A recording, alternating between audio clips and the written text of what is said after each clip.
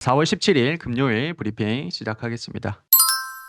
주식 캘린더부터 보면 어제 4월달이죠. TSMC 1분기 실적 발표를 어제 했습니다. 어제 하고 그 다음에 4월에는 그렇게까지 중요한 건 없어요. FOMC 금리는 요즘에 그렇게까지 중요한 지표가 물론 중요하지만 한 2022년에 비하면 금리가 어떻게 될지는 사실은 그렇게까지 중요하지는 않는 것 같아요. 요즘에는. 그 다음에 5월로 넘어가면 5월 달에는 엔비디아가 중순에 실적 발표를 하기로 돼 있고 이 미정이에요 지금. 그 다음에 트럼프가 중국 방문을 하기로 했는데 이것도 날짜가 현재 미정입니다. 그래서 그냥 여기에 써놨어요. 정확히 며칠인지는 모르고. 그래서 4월 달에는 TSMC 발표가 제일 중요했고 그 다음에 5월 달에는 엔비디아랑 트럼프 방문하는 게 제일 중요했다. 어쨌든 TSMC 실적 발표 관련해서 뒤에서 뉴스로 살펴보고 다음 달에는 엔비디아 실적 발표가 있구나. 그 정도만 알면 될 것 같아요. 자, 넘어갑시다. 어제 나스닥이 0.36% 플러스로 마감을 했고 그다음에 S&P 500이 플러스 0.26%로 마감을 했습니다. 지금 여러분들 이게 지금 너무 스무스하게 그냥 올라갔겠지 하면서 올라와서 그런데 지금 나스닥이랑 S&P 500이랑 역사적 신고가를 계속 올려가고 있어요. 아주 지금 역사에 있습니다. 여러분들은 역사에 지금 한 중간에 있어요. 인터넷 버블 당시에 그 사람들도 역사에 있었겠지만 우리도 지금 AI 버블이라고 하면 안 되겠다. AI 메가 트렌드 시장에 내가 직접적으로 그 실시간으로 그걸 보고 있다는 게 굉장히 축복이야. 축복. 되게 엄청난 경험입니다. 20년 뒤에 30년 뒤에 밑에 세대들 그때 당시에 한 20대들한테 우린 얘기해 줄 수 있겠죠. 너희는 AI 그거 못 봤지? 너희는 코스피 이렇게 올라갈 때 너희는 그때 못 봤지? 우리는 이거 봤는데 우리 코스피 2,500에서 6,000까지 가는 거 봤는데 그래서 코스피 우리나라 시장으로 넘어가면 코스피는 오늘 마이너스 0.5%로 일단 하루 쉬었습니다. 하루 쉬었고 그다음에 코스닥은 플러스 0.61%로 살짝 오르면서 마감을 했어요. 제가 볼 때는 이거 그냥 뚫고 올라갈 것 같아요. 조금만 시간을 주면 여기서 한 번 더 꺾였다가 올라갈 수도 있지만 어쨌든 시간을 주면 이거 그냥 뚫고 올라갈 것 같습니다. 그만큼 시장이 너무 좋고 정부도 밀어주고 반도체 시장도 좋고 솔직히 별로 큰 악재가 없어요. 지금 이란 전쟁도 마무리된다 하고 하면 그렇게 예측할 수 있는 큰 악재는 없습니다. 우발적으로 터지는 이벤트 때문에 내려올 수는 있지만 그래서 시장은 매우 좋다. 그 정도로 기억하시면 될 것 같습니다. 다음은 주요 뉴스로 넘어가겠습니다. 첫 번째 뉴스는 미국 이란 전쟁 관련입니다. 트럼프가 2차 종전 협상이 이번 주말에도 가능하다라고 언급을 했습니다. 확실히 2, 3주 전보다는 분위기가 좀 완화된다는 느낌은 있죠. 확실히. 그래서 언제 협상될지는 솔직히 아무도 모르고 실제 협상까지는 좀 시간이 걸리겠죠. 그러면 지금 2주간 연장한 게 21일 날 끝나거든요. 근데 아마 이번 주 주말간 휴전 협상 연장 정도는 좀 예측해 볼 수 있지 않을까 그렇게 보고 있습니다. 이란 전쟁 관련된 뉴스를 여러분들이 읽을 때는 좀 다른 것보다는 분위기가 다시 안 좋게 좀 반전되는 포인트가 있는지를 좀 주목을 해서 읽으시면 좋을 것 같아요. 그 외에는 우리가 예측할 수 있는 거는 없죠. 언제 협상이 마무리가 될지는 솔직히 알 수는 없습니다. 됐죠? 그다음 두 번째, 호르무즈 통항을 위해서 영국과 프랑스가 주도를 해서 한 40개국이 정상회의를 한다라고 합니다. 이제 온라인 화상 채팅으로 하겠죠. 그래서 주요 G7 그 유럽 정상들이 다 참여를 하고 글로벌 공급망 이 보호를 하기 위해서 약간 방어적 성격의 다국적 군사 조직을 좀 논의를 한다라고 해요. 그게 메인인 것 같아요. 우리나라 대통령도 회의에 참석을 한다라고 합니다. 여기서 방어적 성격의 군대라는 거는 이란을 직접 때려서 호르무즈 해협을 열겠다는 게 아니라 좀 이렇게 잘 타일러 가지고 해협을 연 다음에 안전하게 운항할 수 있도록 옆에서 보호하는 그런 식의 군대를 파견하고 싶다는 거죠. 기뢰 제거도 해야 되고 그래서 약간 긍정적인 방향으로 군대를 파견하고 싶다라는 뜻입니다. 실제 이란을 때려잡기 위해서 군대를 파견하는 게 아니고 그래서 우리가 생각해 볼 문제는 트럼프가 지금 강대국들의 지지를 못 받고 있죠. 못 받고 약간 헛짓거리를 하고 있을 때 유럽이 약간 딱 치고 나오는 느낌이에요. 이때다 싶은 거죠. 트럼프가 위기에 처했을 때 유럽이 약간 영향력을 좀 키워보려는 그런 행보로 좀 보입니다. 그래서 다음 뉴스를 보면 이런 뉴스도 있었어요. 미국 없는 유럽판 나토 계획을 추진 중이다 라는 뉴스였어요. 이거는 조금 중요한 뉴스죠. 그러니까 미국이 자꾸 우리 나토 탈퇴할 거야. 너희가 유럽한테 너희 돈 써서 자국을 지켜라 라고 자꾸 그러니까 유럽이 입장에서는 어차피 나갈 애라면 우리끼리 지금부터 계획을 좀 수립을 해야 되지 않겠니? 라는 식인 것 같아요. 이렇게 되면 유럽의 영향력이 강해질까요? 약해질까요? 미국이 나가면, 미국이 나토에서 나가면 어떻게 돼버릴까요? 이게 단기적으로는 약해지는 게 맞죠. 은봉님 말씀처럼. 근데 장기적으로 보면 오히려 강해질 거라고 봐요, 저는.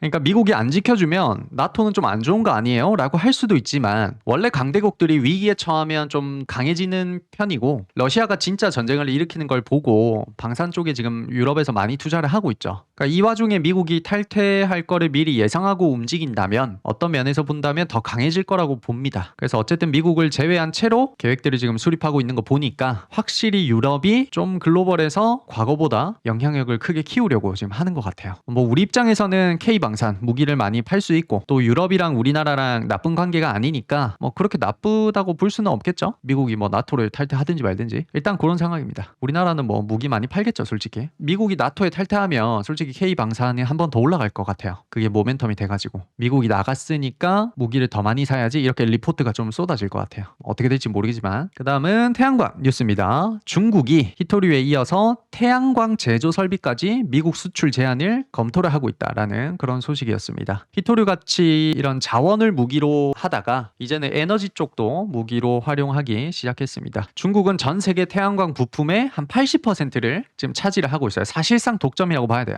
근데 요 근래 들여서 미국이 태양광 쪽을 자립화하려고 하고 그 다음에 테슬라 같은 초거대 기업이 태양광에 엄청나게 큰 관심을 주고 있다 보니까 중국 입장에서는 이제 기회를 잡은 거예요. 여기를 딱 틀어 막아서 미국이 태양광 사업을 할 때 방해하겠다는 거죠. 미국이랑 똑같은 전략을 쓰는 거예요. 미국이 했던 그대로 우리도 대갚아 주겠다라는 거죠. 그러니까 이런 상황에서 우리나라가 반사이익을 볼 수 있는 기업들이 솔직히 몇 개 좀 있죠. 그게 뭐죠? OCI 홀딩스, HD 현대에너지솔루션, 하나솔루션, 선익시스템 등등 기업들이 꽤 있습니다. 그래서 태양광 쪽도 지금 모멘텀이 한번 일어났으니까 꾸준히 몇 개월 정도 추적하면서 한번 봐줘야 되겠죠. 그리고 다음 뉴스를 보면 테슬라가 태양광 관련해서 우방국들에게 도움이 좀 필요하다라는 식으로 얘기를 했습니다. 테슬라가 미국 상무부에 의견서를 직접 제출을 해서 미국 내 태양광 생태계를 구축하기 위해서는 한국 등 직접적으로 코리아가 들어갔죠. 한국 등 우방국 기업들과의 협력이 굉장히 필수적이다 라고 강조를 했어요.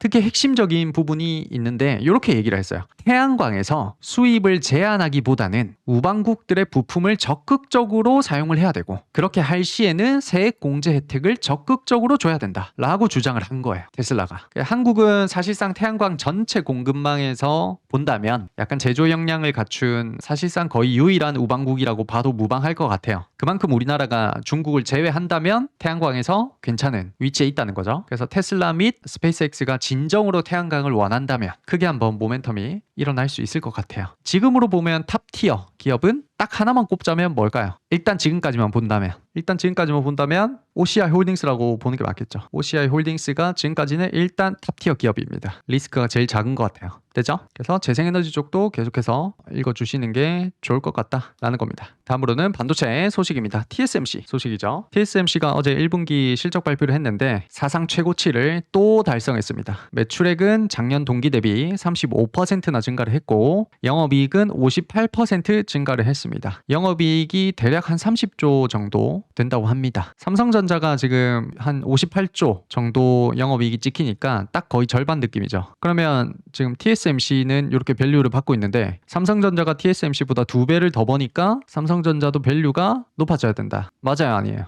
TSMC가 더 잘 나가죠, 솔직히. 근데 TSMC는 30조를 버는데 삼성전자는 60조를 벌어요. 그럼 밸류를 더 받아야 될까요? 라고 하기에는 좀 애매한 구석이 있다는 거죠. 삼성전자가 2배 더 버니까 좀 저평가 아니냐라고 할 수도 있는데 뭐 100% 틀린 말은 아니지만 삼성전자는 솔직히 메모리로 돈을 번 거고 TSMC는 파운드리로 돈을 번 거죠. 직접적인 비교가 좀 어렵죠, 솔직히. 삼성전자는 파운드리 쪽에서 지금까지 좀 죽을 쓰고 있었죠. 적자를 기록을 크게 하고 있었기 때문에 파운드리만 보고 비교를 하자면 삼전이 TSMC한테 한참 안 되죠. 개발리고 있죠. 많이 안 된단 말이에요, 솔직히. 그래서 아무튼 결론적으로 TSMC의 실적을 보면 반도체가 지금 당장의 피크아웃이다 라고 보기에는 좀 무리가 있다는 거죠. 실제 이렇게 돈을 엄청 벌고 있는데 반도체가 이제 끝났다, 피크아웃이다 라고 보기에는 좀 어려운 거죠. 맞나요? 그래서 반도체 업황은 여전히 좋다라는 게 결론입니다. 됐죠? 최소한 한 3분기, 4분기까지는 좀 갈 것 같죠? 느낌이, 분위기상. 그래서 한 번 더 랠리가 남았다라는 게 거의 뭐 기정확실이 아닌가 싶습니다. 그 다음 5번째 소식은 조선 관련 뉴스입니다. 며칠 전에 우리가 살펴봤듯이 조선은 군함이나 특수선 또는 LNG선 등등 아직 모멘텀이 많이 남았다. 그리고 엔진 쪽에서도 실적이 너무 좋고 좋은 뉴스들이 많다라고 정리를 며칠 전에 미리 했어요. 그래서 그 분위기가 계속 이어지면서 오늘 조선 관련주들이 크게 급등을 했습니다. 조선 3사보다는 엔진 쪽에서 오늘 거래가 많이 들어왔죠. STX 엔진은 상한가를 갔고 하나 엔진, 뭐 HD 마린, 현대 마린 엔진, 그리고 조선 기자재들, KSP, 일승, 현대힘스 등등 전부 다 한 10% 20% 찍고 내려왔습니다. 결론은 조선은 여전히 좋다. 관심이 있으신 분들은 박스권 하단에서 계속해서 모아가면 되겠죠. 확실히 이런 기회를 잡으려면 대중들이 일시적으로 관심을 안 줄 때 미리미리 모아 나가야 된다라는 게 맞는 것 같죠. 얼마 전까지 조선주들 솔직히 많이 눌렸잖아요. 조정을 많이 받았는데 그때 대중들은 이런 생각을 했겠죠. 아, 조선 이제 끝났나? 이거 안 되는 거 아니야? 분명히 이런 생각 했을 거예요. 그래서 주식으로 돈을 벌려면 이런 기사들이 없을 때, 이런 좋은 기사들이 없을 때 관심을 갖고 이런 기사들로 인해서 크게 오르면 매도하고 이렇게 대중과 반대로 가야 돼요. 지금 히토류 관련해서 기사들 쏟아지나요? 솔직히 쏟아지는 정도는 아니죠. 고려아연이든지 뭐든지 솔직히 엄청 쏟아지는 정도는 아니잖아요. 그러니까 기회가 되는 거예요. 여러분들이 당장에 고려아연을 안 사고 싶잖아요, 느낌이. 뭔가 지금 당장에는 안 갈 것 같아요. 지금 당장에는 반도체가 더 잘 갈 것 같아요. 뭐 그런 느낌이잖아요. 그러니까 히토류에 기회가 있는 거예요. 지금 바이오들 기사 막 쏟아지나요? 원전이나 전력기기에 비하면 좀 덜 하죠. 그러니까 주가가 눌리고 기회가 되는 거예요. 멀리 보는 매매를 하시는 분들은 사람들이 관심을 안 주니까 오히려 기회가 되고 돈이 된다라는 이 역설을 이해를 하셔야 돼요. 이 개념을 이해를 못하면 돈을 절대로 벌 수가 없어요. 다음은 우주항공 뉴스입니다. 이제 우주 ETF가 쏟아지고 있다 라는 소식입니다. 이제 우주 ETF가 상장이 막 되고 있는 거죠. 결론적으로는 우주항공 테마가 앞으로 급격하게 성장할 것이다 라는 전망에서 지금 ETF가 쏟아지고 있는데, 스페이스X와 같이 요 몇 년간 근래 들어서 가장 충격적이고 가장 큰 규모의 IPO가 지금 예정이 되어 있죠. 그래서 이런 여러 가지 모멘텀이 겹쳐가지고 앞으로 우주항공 테마는 무조건 봐야 되는, 절대 놓치면 안 되는 그런 테마가 돼버린 것 같아요. 누누이 얘기를 하지만 더 중요한 거는 스페이스X 상장만 바라보고 여기에 투자하면 진짜 바보 같은 짓이죠. 그래서 흡사 이런 거를 뭐라고 할까요? 흡사 애플이 실제로 한 15년 전에, 15년도 더 됐구나, 한 20년 전에 애플이 아이폰 1을 냈을 때 이제 아이폰 첫 번째 출시를 했으니까 재료 소멸이네 끝, 이렇게 하는 거랑 똑같은 거예요. 스페이스X IPO만 보고 들어가시는 분들은. 물론 단기적으로는 그렇게 할 수도 있지만, IPO 모멘텀만 보고 주가를 팔고 나올 수도 있지만, 우주항공 테마는 스페이스X IPO가 문제가 아니고 지금 강대국들의 전쟁터가 하나 더 만들어진 그런 느낌으로 보셔야 돼요. 2002년 12월에 큰 전쟁터가 하나 만들어졌죠. 뭐죠? 2002년 12월 하면 역사적인 테마가 하나 만들어졌죠. 그게 뭐였어요? 챗GPT가 등장을 하면서 AI라는 엄청난 테마가 처음으로 만들어졌습니다. 그 뒤에 지금 5년, 6년, 7년째 계속해서 진행되고 있죠. 전력기기라든지 반도체까지 뻗어나가면서, 전방위로 뻗어나가면서 거의 모든 산업에 지금 영향을 주고 있단 말이죠. 맞나요? 그런 느낌으로 이제는 대기권 하늘에서 싸우는 게 아니라 더 큰 스케일로 이 큰 우주로 나가서 한바탕 싸워야 한다라는 거예요, 강대국들이. 그러면 그 안에 밸류 체인을 뜯어보면 엄청나게 많은 기회들이 숨어 있겠죠. 그래서 앞으로 꼭 봐줘야 되는 테마가 올해 하나 등장을 했다. 이제 앞으로 몇십 년간 해먹을 수 있는 테마가 지금 등장을 하나 한 거예요. 됐죠? 그래서 굉장히 중요한 테마다, 우주항공은. 다음은 2차전지 ESS 소식입니다. 아마존 경영진이 삼성 SDI 요 천안에 있는 사업장을 방문을 해서 고위급 회동을 가졌다고 합니다. 이번에 만나서 이제 AI 데이터 센터용 ESS 배터리 관련해서 파트너십을 어쩌고저쩌고 하기로 회의를 했다고 하네요. 계약을 한 건 아니겠죠. 그래서 이렇게 글로벌 빅테크들 기업들을 상대로 고객사를 이렇게 확보를 할 경우에는 ESS 부문에 솔직히 돈 좀 벌리겠죠. 폭발적인 성장과 함께 돈이 좀 벌리지 않을까, 그렇게 기대감이 좀 생겨나고 있죠. 그래서 ESS는 분명히 한 번은 크게 부각되지 않을까, 이렇게 생각을 하고 있습니다. 실제로 이제 삼성 SDI 이렇게 찾아올 정도면, 계약 한번 했다고 하면 충분히 턴어라운드 될 수 있는 모멘텀이 될 것 같네요. 다음은 아이폰인데, 이거는 이제 며칠 전 기사인데, 아이폰 폴드가 아니고 이름이 아이폰 울트라로 나올 것 같다라는 그런 찌라시가 있어요. 좀 별로죠, 솔직히. 네이밍이 좀 별로인 것 같지 않나요? 애플이 먼저 이름을 짓고 삼성이 따라가는 경우는 있어도 삼성이 먼저 이름을 짓고 애플이 따라가는 경우는 없는데 좀 이상해요, 울트라. 삼성은 지금 삼성 갤럭시 울트라라는 게 있잖아요. 삼성에서 지금 맨날 갤럭시 S26, S27을 내면서 울트라가 제일 좋잖아요. 근데 애플도 울트라 네이밍을 쓴다라는 게 좀 이상해요. 좀 안 맞는 것 같아요. 그래서 어쨌든 루머인데 아이폰은 울트라라고 안 나왔으면 좋겠네요. 요즘에 기사들을 보면 전부 다 9월 달에 나올 거라고 예측을 하고 있죠. 그러면서 애플 폴더블 폰 관련해서도 매일매일 급등이 나오고 있는 그런 장세입니다. 애플 폴더블 폰이 9월 달에 나오니까 한 8월쯤에 사면 안 되나요? 한 8월쯤에 사면 돼요, 안 돼요? 9월 달에 나온다던데. 그럼 대략 한 8월쯤에 사면 내가 급등 빨리 먹을 수 있지 않을까? 안 되죠. 그런 게 안 통한다고 했죠, 주식에서. 여러분들이 그렇게 생각을 한다라는 건 대중들도 똑같이 그렇게 생각을 한다라는 거예요. 대중들이랑 똑같은 방향으로 가서는 돈이 안 된다. 가등 돈이 안 된다. 그래서 우리가 작년 10월 달, 11월 달에 미리 특강이 나가고 천천히 이거를 몇 개월 정도 보는 거예요. 4월에서 5월, 6월 달에 언제 급등이 나올지 모르니까. 됐죠? 그 다음에 마지막 소식입니다. 마지막 소식은 코로나가 재확산 조짐이 지금 있다라고 하네요. 그래서 오늘 코로나 관련주들이 좀 급등을 했었죠. 수젠텍 이런 것들, 진단키트 관련주들. 근데 별로 안 하고 싶어요. 좋은 섹터들이 너무 많아서 한눈 팔고 싶지 않은 느낌, 그런 게 좀 있네요. 별로 하고 싶진 않다. 어쨌든 이런 기사들이 좀 있다. 그 정도만 알고 계시면 될 것 같습니다. 그래서 오늘 거의 다 좋은 뉴스들은 살펴봤네요. 제가 하루에 읽는 뉴스만 해도 한 100개는 넘어갈 것 같아요. 매경 뉴스, 한경 뉴스 다 읽고, 그다음에 오늘자 뉴스들 이제 실시간으로 계속해서 보고, 제가 볼 때 이런 지식들이 차곡차곡 쌓이면 나중에 돈이 되겠다라는 뉴스들만 뽑아서 오는 거예요. 그래서 되게 자잘한 뉴스들은 제가 거의 안 가져오죠. 어떤 특정 기업에 대해서 뭔가 이렇게 좋은 뉴스가 터졌을 때 그런 것들은 거의 다 안 가져오죠. 그런 게 의미가 없기 때문이죠. 산업이 좋아야 또 종목이 잘 되기 때문에 산업을 보는 눈을 계속해서 키워나가시면 될 것 같습니다. 듣다 보면 이게 단순 테마인지 앞으로 큰 먹거리가 될 건지가 약간 구별은 되시나요? 저랑 같이 이렇게 매일매일 뉴스 기사를 읽다 보면 보안 관련 이슈도 되게 큰 이야기가 많은데 이제 자꾸 그런 거를 안 가져오는 이유가 우리나라가 좀 아쉽게 실체가 있는 애들이 없어요. 그게 좀 아쉬워요. 애플 폴더블 폰에 우리가 특강이 나갔던 이유는 우리나라가 직접적으로 애플 폴더블에 뭔가 부품이나 소재가 확실하게 들어갈 거라는 확신이 있었기 때문이에요. 그러니까 단순히 그냥 애플 폴더블 폰이 나온대 라고 해서 폴더블 관련주들을 하자, 이게 아니에요. 특강이 나가는 거는 직접적으로 우리나라 기업들 중에 아주 큰 수혜를 받을 수 있을 만한 그 상황이 딱 만들어진 것들만 특강이 나가는 거예요. 됐죠? 그래서 뉴스 보는 게 재미가 없으신 분들도 계실 거예요. 그냥 종목만 알려주시면 안 되나요? 하시는 분들도 계실 거고, 뉴스 좀 같이 읽기 싫다 하시는 분들도 계실 건데, 사실은 혼자 하려면 지금 하는 이 작업을 그대로 여러분들이 베끼셔야 돼요. 종목이 갑자기 뚝딱 나오는 게 아니거든요. 사실은 뉴스 안에서 아이디어를 얻어서 종목으로 넘어가는 거거든요. 그래서 여기에 답이 있는 거예요. 이런 뉴스들을 미친 듯이 읽다 보면 중요한 뉴스와 그렇지 않은 뉴스가 빨리빨리 판별이 돼요. 딱 뉴스 제목만 봐도 1초 만에 이건 읽어야 되겠다, 안 읽어야 되겠다가 느낌이 오는 거예요. 그리고 나서 좋은 뉴스를 체크를 하고 이거는 되게 쇼킹하다, 이거는 6개월 뒤에 어떤 큰일이 한번 벌어지겠다 싶은 것들은 한 단계 더 들어가서 종목을 살펴보고, 그 종목들 중에서도 그나마 실체가 있는 애들을 따로 구별을 해놓고, 그런 애들을 개별 리포트를 다 읽어보고, 산업 보고서를 다 읽어보고, 그 종목마다 이제 분기별로 사업 보고서를 냅니다. 사업 보고서나 그 실적 발표회 같은 것들을 다 보면서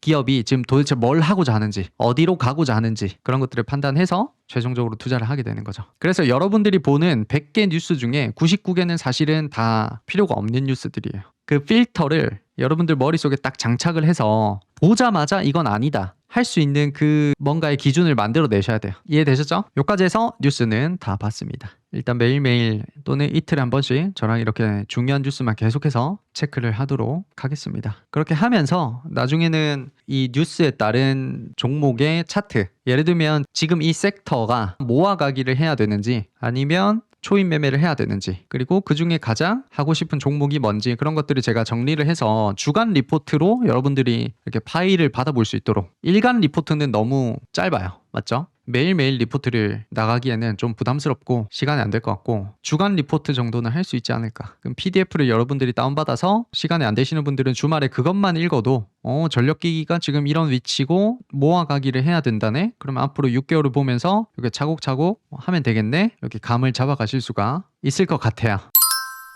그 다음에 당일 특징 섹터 체크를 하고 넘어가겠습니다. 첫 번째 섹터는 수젠텍, 그다음 셀리드, 진원생명과학, 신풍제약, 이런 것들 코로나 재확산 조짐 관련주였습니다. 그래서 일단 체크만 하면 뭐 수젠텍 이런 것들이 있는데 진단키트 관련주들인데 뭐 굳이 하고 싶진 않아요. 여러분들이 뭐 꼬리 매매를 도전을 한번 해보시거나 변동성 매매를 해보실 수는 있는데 일단 공식적으로는 하진 않을게요. 우리가 앞으로 모아가야 될 게 많아서 굳이 여기서 여러분들이 또 물리면 사야 될 때 못 사니까 안 하겠습니다. 그 다음에 조선 관련주들이 오늘 좋았습니다. 조선 관련주들 오늘 HJ중공업, 그 다음에 HD 현대중공업, HD 한국조선해양 조금 올랐고 그 다음에 STX 엔진이 오늘 상한가 가고 한화 엔진이 한 20몇 퍼센트 찍고 왔고 HD 현대마린 엔진도 한 10몇 퍼센트, 15% 정도 찍고 왔죠. 그리고 조선 기자재는 KSP, 일승, 현대힘스 이런 것들이 있었습니다. 오늘 조선 관련해서 좋은 뉴스가 있었기 때문에 바로 튀어버렸죠.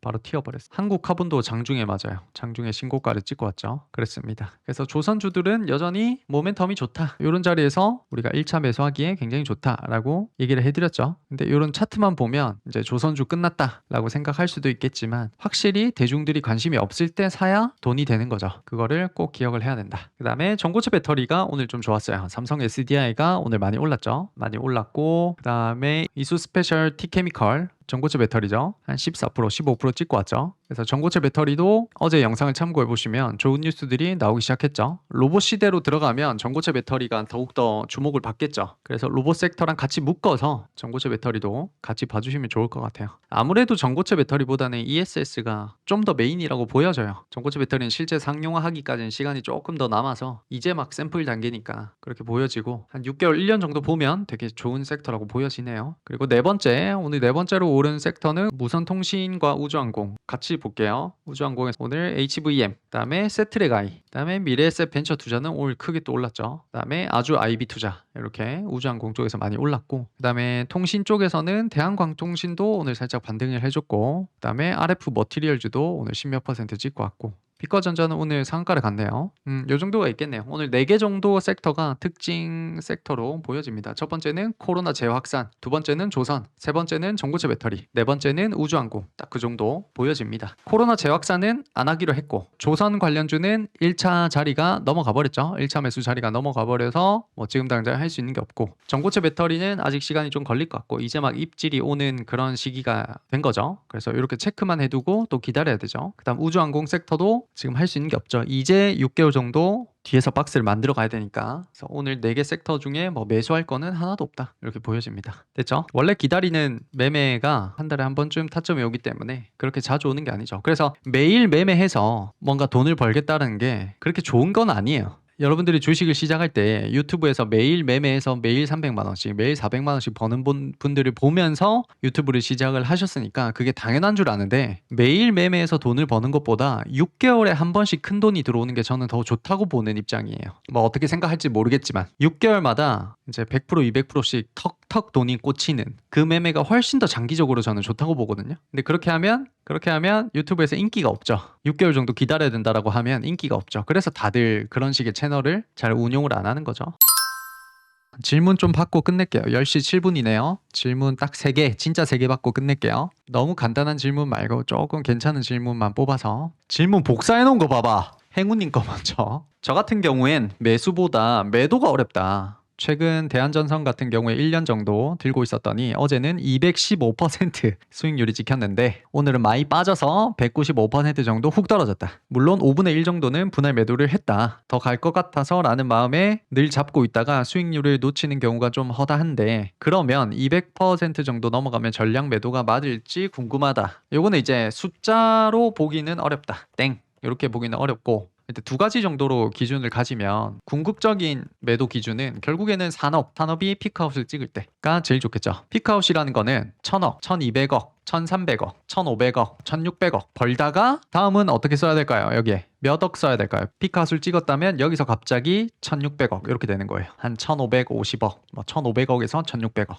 여기서 꾸준히 성장을 하고 있다가 여기서 더 이상 성장이 멈추고 있죠. 그러면 여기서 이제 분석이 들어가는 거예요. 산업 자체가 이제 피크아웃을 찍었는가. 여기서 만약에 예스가 되면 더 이상 벌 돈이 없어. 이제 돈을 벌 만큼 벌었고 이게 한 2, 3년간 유지가 됐어요. 2, 3년간 유지가 되면서 충분히 올라올 만큼 올랐고 받고 이제 더 이상 영업이익이 레버리지가 나지 않는 구간이 왔어요. 그러면 이제 매도가 되는 거예요. 그냥 전량 매도. 이거는 가격이랑 상관없이 전량 매도가 되는 거예요. 요게 궁극적인 기준이고, 요게 하기가 힘들다 그러면 박스권 만들고 랠리 나올 때 상승하다가 꼬리 길게 달고 거래량 터지면 판다, 이렇게 보시면 맞아요. 그러니까 수익률이 200% 찍었는데 뭐 10% 20% 더 내려면 팔아야 될까요? 그렇게 보기는 어렵다는 거죠. 200% 넘어가면 팔아야 될까요? 그렇게 하면 되게 이상한 매매가 된다는 거죠. 충분히 답변이 되셨을 거라고 생각을 합니다. 1번이 제일 좋긴 한데 이게 하기 힘들다, 나는 솔직히 산업을 보는 눈이 없다, 잘 모르겠다 하시면 대한전선 같이 재차 랠리가 나올 때, 항상 재차 랠리가 강하게 나올 때 팔고 던진다, 이렇게 생각하시면 될 것 같아요. 됐죠? 행운님.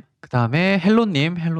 초입도 단타일까요? 맞습니다. 예스. 거의 단타라고 봐야 되겠죠. 그 다음에 물 오른 희대님. 섹터 내 대장주를 판별할 때 유동성, 시총, 영업이익, 단순 상승률 중에 무엇을 중요하게 보는지 알 수 있을까? 섹터 내 대장주를 판별할 때 뭐 내가 대장주를 어떤 기준으로 보냐에 따라서 다르겠죠. 그러니까 제일 강하게 상승하는 애를 내가 대장주로 본다면 요거는 뭐 영업이익 같은 거보다는 끼를 봐야 되겠죠. 근데 그게 아니고 가장 이 섹터에서 사업 자체를 잘하는 애, 그러니까 돈을 제일 많이 버는 애를 내가 대장이라고 본다면 뭐 돈 제일 많이 버는 애 찾아야 되겠죠. 영업이익이라든지 매출이 얼마 정도, 분기마다 매출이 계속 꾸준히 늘고 있고 영업이익이 폭발적으로 늘어가는 그 영업 레버리지가 나는 구간이 어딘지를 찾아야 되겠죠. 그 다음에 설조기님. 오래된 구독자로서 예전에는 많아봤자 뭐 세 종목밖에 안 가져가신다고 했는데 지금 가치하기 컨텐츠에는 한 섹터의 여러 종목을 들고 가니까 세 종목이 훨씬 넘어가잖아요. 아니죠. 그게 아니고 바스켓으로 가져간다라고 애초에 말씀을 드리고 시작을 했죠. 반도체 가치하기는 바스켓으로 가져갈 거다. 여기는 두 가지 이유가 있었죠. 첫 번째 이유는 반도체 자체가 한 종목을 가져가기에는 좀 그렇다. 너무 종목이 많고 너무 좋은 것들이 많기 때문에, 너무 메가 트렌드의 그 산업이기 때문에. 그리고 두 번째 이유는 가치하기 컨텐츠를 통해서 좀 다양하게 예시군을 보여주고 싶다라는 이 두 가지 이유 때문에 바스켓으로 가져가기로 약속을 했었죠. 처음부터. 그러니까 실제 여러분들의 본 계좌는 이거보다 더 깔끔해야 되는 거죠. 5개, 6개, 7개, 8개가 아니고 한 3개, 2개 됐나요? 그 다음에 온세님. 주윤님처럼 산업 리포트를 읽고 동향을 살피고 싶은데 어떻게 해야 할지 콘텐츠를 하나 해주시면 안 될까요? 정확히 질문의 의도를 이해를 못했어요. 어디서 리포트를 얻느냐라는 질문인가요? 아니면 산업 리포트를 어떻게 읽느냐는 건가요? 그 다음에 젠틀맨님. 대한전선 같은 경우에는 작년 12월경에 매수했을 경우에 3월에 피라미딩으로 매수를 해도 가능한가요? 가능하다.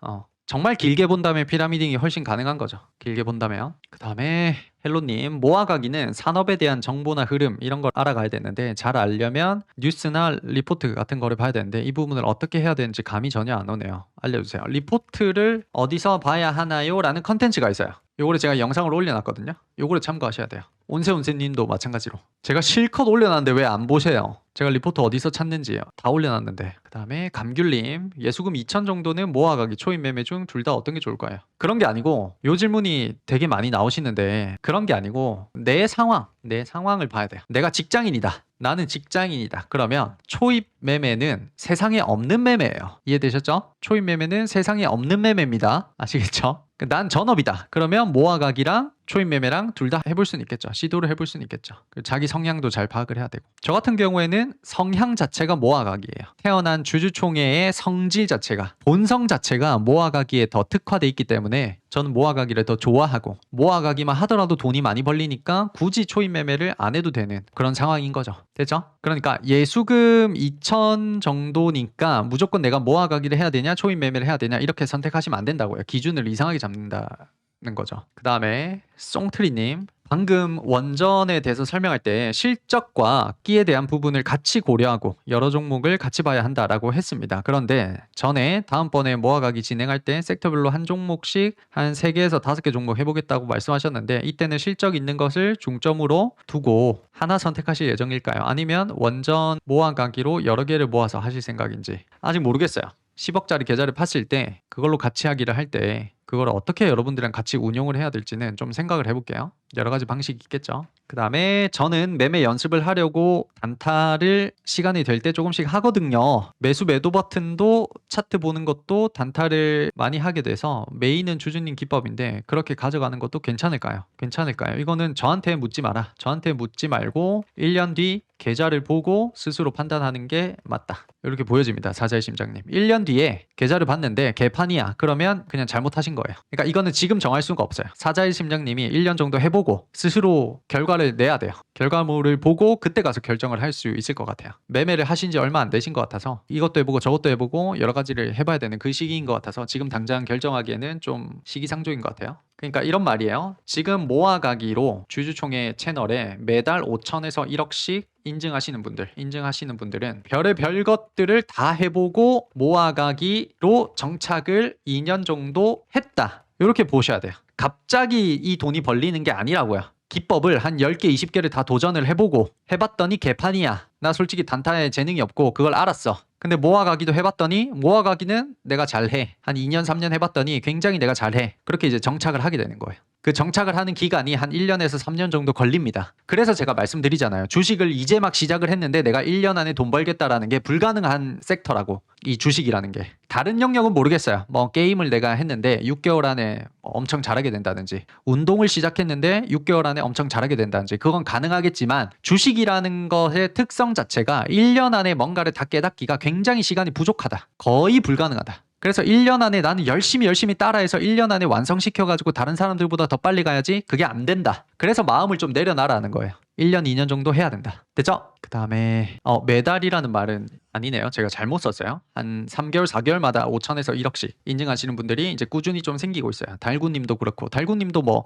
2천만 원 벌 때도 있고 3천만 원 벌 때도 있는데 한 6개월 정도 평균을 따지면 달구님은 3개월에서 6개월마다 한 1억에서 2억씩 찍으시는 것 같아요. 그 다음에 하루 일과 브이로그처럼 찍어주세요. 한번 고려를 해보겠습니다. 재료가 없을 때 타점 공부라는 영상을 되게 인상 깊게 봤는데 지금 같이 공부하면서 최근에 그 영상을 다시 봤는데 뭔가 모아가기는 박스권 하단을 모아가다가 랠리를 기다리는 느낌인데 그 영상은 안전마진 구간에 오면 브레이크가 나올 때마다 모아가다가 정고점에서 판을 팔고 나오는 느낌이더라고요. 이 방법보다 요즘 더 말씀하시는 박스권 하단 모아가기가 더 정석적인 느낌인가요? 원리는 비슷하다. 원리는 비슷한데 그걸 이제 그냥 어떻게 표현하는지가 달랐을 뿐인 거죠. 받아들이기에 좀 편한 걸로 보시면 될 것 같아요. 그러니까 박스권 하단에서 사는 방법이 여러 가지가 있죠. 음봉에서 사기도 하고 또는 돌려나가면서 사기도 하고 그 두 개가 그냥 사는 방법의 차이지 그냥 근본적으로 원리만 따지면 그냥 박스권 하단을 계속 기다려서 여러 번 모아간다 라는 거는 변함이 없는 거죠. 그러니까 다른 게 아니다 라고 보셔야 돼요. 그 다음에 질문이 없는 것 같네요. 이제 질문들을 쭉 보면 경험을 많이 해야 됩니다. 확실히 좋은 질문들도 있는데 경험이 너무 없어서 나오는 질문들도 사실은 많거든요. 이 질문들을 다 살펴보면 정말 6개월에서 1년 정도는 내가 해야 이제 감을 잡을까 말까 정도가 됩니다. 그 감을 잡을까 말까 감을 잡는다라는 게 사실은 어떤 기법에 대해서 이해가 된다 이런 게 아니고 대중들의 심리가 이해가 된다 이런 느낌으로 공부가 돼요. 나중에는 왜 사람들이 저런 이상한 행동을 하는지 알겠다 요 수준에 이제 올라옵니다. 기법이 뭐 음봉에서 사야 되니 양봉에서 사야 되니 뭐 이평선이 어떻게 돼야 되니 뭐 그런 게 아니고 요게 되면 이제 돈을 벌기 시작하는 거예요. 이란 전쟁 때 너무 성급하게 매도해서 손실이 크게 난 사람들 이런 사람들이 이제 이해가 되는 거예요. 이해된다. 왜 이런 행동을 할 수밖에 없었는지 그리고 나는 이거 반대로 행동하려면 어떻게 해야 되는지 기법은 하등 중요한 게 아니에요. 그건 아무나 그냥 배울 수 있고 알고 보면 별것도 없어요. 기법이라는 거는. 호르무즈 해협 완전 개방됐나요? 다행이네요. 진짜 다행이네요. 뭔가 합의가 됐나요? 합의가 된 건지 지금 제가 뉴스를 못 봐서. 그 다음에 다음 모아가기 섹터가 히토류라면 반도체는 고점 다가가고 히토류가 올라올 거라고 판단한 건가요? 다음 모아가기 섹터가 히토류라면 반도체는 고점에 다가가고 히토류가 올라올 거라고 판단한 건가요? 아니다. 그런 게 아닙니다. 그런 건 아니다. 그냥 반도체는 반도체대로 계속 갈 겁니다. 이제 히토류는 이제 준비를 해야 되는 그 시기가 왔다는 거죠. 제 말은. 히토류는 26년도에 가장 잘 올라가는 섹터다. 그런 걸로 제가 같이 하자는 게 아니고 그냥 제가 이해하기에 좋은 섹터다. 주주총회가 이해하기에 직관적으로 이거는 좋다라는 느낌이 들었기에 같이 하자는 거예요. 그럼 여러분들 중에는 히토류를 나는 별로 안 하고 싶어. 솔직히 고려 아연이든 뭐 나발이든 잘 모르겠어. 그럼 안 하시는 거예요. 다른 특강을 기다리고 계셔야 돼요. 나는 히토류보다는 원전이 훨씬 좋은 것 같아. 그럼 원전을 하셔야 돼요. 나는 원전도 별로고 히토류도 별로야. 그러면 다음 뭐 전고체 배터리나 아니면 현대차 아틀라스 로봇 모멘텀을 기다리셔야 되죠. 내가 이해할 수 있는 거 위주로 결국 들어가야 돼요. 됐죠? 유튜브 외에 소통 방식이 있어요. 빅초이님. 카톡을 제가 공개를 했습니다. 근데 카톡으로는 좀 민감한 질문은 안 돼요. 매도 매수 질문은 원천적으로 금지가 돼 있고, 예를 들면 뭐 기법에 대한 질문, 아니면 심리에 대한 질문, 아니면 유튜브 이용 방식, 유튜브 이용하면서 오류가 났을 때 이런 것들, 이런 질문들을 하라고 제가 카톡을 열어놨어요. 근데 아직까지도 매도에 물어보시는 분들이 많아요. 지금 들어가면 될까요? 지금 팔면 될까요? 제가 답변을 다 안 해드립니다. 절대 안 해드려요. 제가 여러분들이 싫어서 안 해드리는 게 아니고 엄연히 불법입니다. 그래서 답변을 못 해드리는 거예요. 제가 답변한 거를 여러분들이 캡처를 해서 뭐 어디 신고하면 제가 그냥 잡혀가는 거예요. 양자 쪽은 관심이 없으신가요? 관심이 좀 없습니다. 솔직히 말해서. 제가 관심 없다고 해서 안 가는 게 아니고 그냥 개인적으로 관심이 없어요. 이게 이것도 하고 싶고 저것도 하고 싶고 그 마음은 이해는 되는데, 이제 몇 번 경험을 하다 보면 모든 섹터를 내가 다 알 수가 없구나. 그런 시간도 안 되고 그런 에너지도 안 되는구나. 그걸 알게 되는 날이 올 겁니다. 그래서 제가 말하잖아요. 능력 범위라는 게 중요하다고. 내 능력 밖의 일을 관심 두지 말고 내 능력 범위 안에 있는 일들에 관심을 주면서 투자를 하는 게 가장 좋다. 전력기기가 500%, 700%, 800% 올라가든지 말든지 나는 반도체에서 확실하게 50%는 먹고 나올 수 있을 것 같아. 그럼 반도체를 해야 되는 거예요. 전력기기가 1000% 간다 하더라도. 행우님, 원전 현대차 그룹을 다 갖고 있는데 일단 매도하고 같이 들어가야 될 거야. 그럴 필요는 없어요. 전혀 그러실 필요는 없어요. 그럼 오히려 매매가 더 꼬입니다. 그러실 필요는 없다. 바이오 종목은 다른 종목에 비해서 금리가 인상될 때 크게 영향을, 크진 않을 것 같은데 영향은 받겠죠. 그 금리 모멘텀보다 더 크게 작용하는 모멘텀이 있는지를 한번 살펴보세요. 바이오 쪽에서. 그러면 금리 부분 이슈는 좀 이렇게 희석되는 부분이 있어요. 항상 어떤 단일 원인에 너무 꽂히지 마라. 이건 되게 중요한 거예요. 되게 모아가기 하실 때. 기판 한창 모아가기 할 때 제일 저한테 카톡으로 많이 준 질문이 뭔지 알아요? 이거 예측해 볼 수 있는 사람. 우리 기판 관련주 한창 모아나가기 할 때 진짜 매일매일 질문을 한 5개는 받은 것 같아요. 똑같은 질문을. 이것 때문에 맞아요. 마리님 정확합니다. 원자재 가격 때문에 이 섹터 망하는 거 아니에요? 약간 이런 질문이에요. 이거 안 되는 거 아니에요? 금값이 인상이 돼서 원자재 가격이 인상이 돼서 안 되는 거 아니에요? 뭐 때문에 안 해요? 제가 이분들을 다 잃은다고 얼마나 힘들었는지 아세요? 설득하고 아니다. 그러실 필요 없습니다. 좀 있으면 해결될 겁니다. 시간을 많이 쏟았죠, 여기에. 작년 조선도 그랬죠. 작년 조선도 여러분들을 설득하는 과정이 있었죠, 제가. 절대 끝난 게 아니다. 맞죠? 한 번 더 올라간다. 그러니까 왜 이런 질문이 나오냐면 이제 경험이 없으신 분들은 어떤 하나의 원인에 너무 꽂히기 때문이에요. 딱 그 하나의 원인이 모든 것을 다 어그러뜨린다라고 생각을 하는 것 같아요. 저도 그랬고 예전에는. 근데 하다 보면 그냥 뭐 지나가는 일이네 이렇게 되는 거죠. 나중에는 몇 번 하다 보면. 그때까지 경험이 좀 필요하죠. 500만 원으로 6개월 30% 보수적으로 잡고 모아가기 하는 거 제미나이로 돌려보니까 10년이면 10억이 된다고 해서 모아가기로 정착하려고 합니다. 근데 그거보다 더 많이 벌 수 있다. 일단 첫 번째 이유는 내 근로소득이 레버리지 효과를 일으키기 때문이다. 실제로 500만 원만 딱 가지고 계속 복리로 쌓아나가는 게 아니고 내 월급도 어느 정도는 주식시장에 계속 투입이 되기 때문에 이거보다 훨씬 더 많이 버시게 될 거야, 실제로는. 두 번째, 모아가기를 할 때마다 경험치가 쌓이면서 50% 벌다가 나중엔 80%, 나중엔 120%, 나중엔 160%, 나중엔 300% 점점 수익률이 커지는 경험을 하게 된다. 그러면 지금은 30%, 50%로 복리로 제미나이를 돌렸지만 이게 나중에는 120%, 300%까지 복리를 돌려보면 이게 10억이 아니에요. 실제로는 10억이 아니고 상상도 못할 금액으로 늘어날 겁니다. 이 경험치가 쌓인다라는 건 어떤 숫자로 표현하기가 힘들기 때문에 복리를 넣을 때 요거를 이렇게 변수로 넣기가 힘들죠. 그다음에 사자의 심장님, 주인님은 몇 년이나 공부하시고 이제 주식을 알겠다라고 느꼈나요? 그건 모르겠어요. 그런 건 모르겠는데 모아가기로 큰 돈을 한 두 번 정도, 딱 2번 정도 벌어보니 슈퍼개미들이 왜 부자가 될 수밖에 없었는지 알겠더라라는 게 일단 이해는 됐어요. 저 사람들이 300억, 500억을 가지고 있다는 게 개뻥이 아니겠구나 정도는 알겠더라고요. 실제로 해보니까. 실제로 해본다는 게 별게 아니고 지금 우리가 하고 있잖아요. 이런 것들 40%, 60%, 90%씩 6개월마다 계속 이걸 벌어보니까 알겠더라고요. 이제 질문이 더 이상 없네요. 여기까지 하고 오늘 마무리하겠습니다. 복습 많이 하시고 저는 또 내일 리서치팀 회의 열심히 하고 오겠습니다. 주말 동안 잘 쉬시고 지금 호르무즈 해협 때문에 미장이 난리가 났대요. 역사적 신고가를 그냥 창문을 박살내듯이 뚫어버리겠네요. 그렇게 되고 다음 주에 우리나라 장도 좋겠네요. 다음 주에 굉장히 장이 좋을 것 같네요. 그래서 주말 동안 굉장히 편하게 다음 주 장을 기다리면 되지 않을까 그렇게 보여집니다. 고생 많으셨습니다. 자, 이렇게 해서 진짜 방송 종료하겠습니다. 고생하셨습니다.